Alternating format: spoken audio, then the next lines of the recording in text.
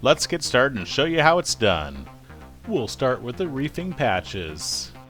As mentioned earlier, we can build the sail in sections. We're going to start with the intermediate reef point patches. Those patches have to be cut. You can use a hot knife or scissors.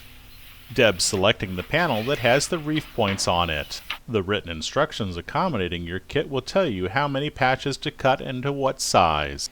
Included is an illustration like this on paper showing you each one of the panels, patches, and so forth. Deb just illustrated where each intermediate reef point patch will go. She's got the intermediate reef points cut to size, and she's applying double-sided tape, which is included in your kit, to baste them together. This makes it a lot easier to take it to the sewing machine and sew them together so they don't move on you. This sail calls for only 2 layers of a patch to be basted to the sail where the intermediate reef points will go. Before taking it to the sail, Deb will actually punch the hole in the center of this assembly. So she'll find the center of the patch and she'll use a hole punch to create a hole in the center of this assembly. If you don't have a hole punch, you could always use a razor blade and just cut an X and then cut out the remaining portion of the X to fit the size of the grommet that's included with your sail kit. We're using the rubber cutting block on the back side to help protect the cutting tool. She takes those over to the sail, and then on the sail has been plotted the exact location of each one of these intermediate reef points.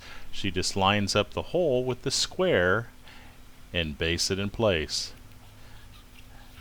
Remember, because it's computer designed and cut out in sections like this, you can do all the patchwork to the main panel before you join them all together, making it more tedious, obviously, if it were joined together, to sew the assembly together. We'll be using the Sailrite Professional long arm sewing machine to sew this sail together, and even using a long arm sewing machine requires you to scroll the material slightly to get it underneath the arm of the sewing machine. Don't be intimidated if you have a smaller sewing machine like the Sailrite Ultra Feed machine. You can still accomplish a sail even larger than this quite nicely just by scrolling the material as Deb has done to get it underneath the arm of the sewing machine. Here we're sewing around the perimeter of the intermediate patch. This machine is also a 4-point machine, meaning it does a zigzag with 3 stitches in each zig. That is not required. This is just a production shortcut. We can go down each seam with only 1 row of stitches by utilizing a 4-point sewing machine.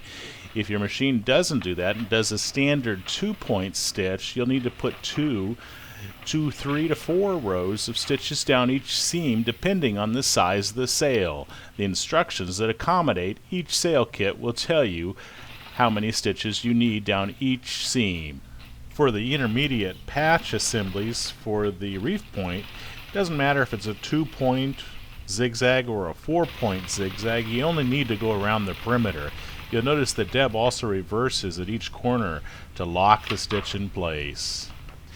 Here we are on the second patch. It's complete. Now just trim the trailing threads off. Since it's computer designed, we're working with 1 panel at a time. Now we're punching a hole in the middle of this intermediate reef position so that we can install a spur grommet. Your sail kit may require grommets, and you may need to order a spur die set. They do not come with the sail kits. We put the anvil on the bottom side, put the male portion of the spur grommet through the hole, then the female portion with the spurs on top, and give it a few blows with the dead blow mallet. And your grommet is installed. We'll do that to the other one as well. We didn't show that.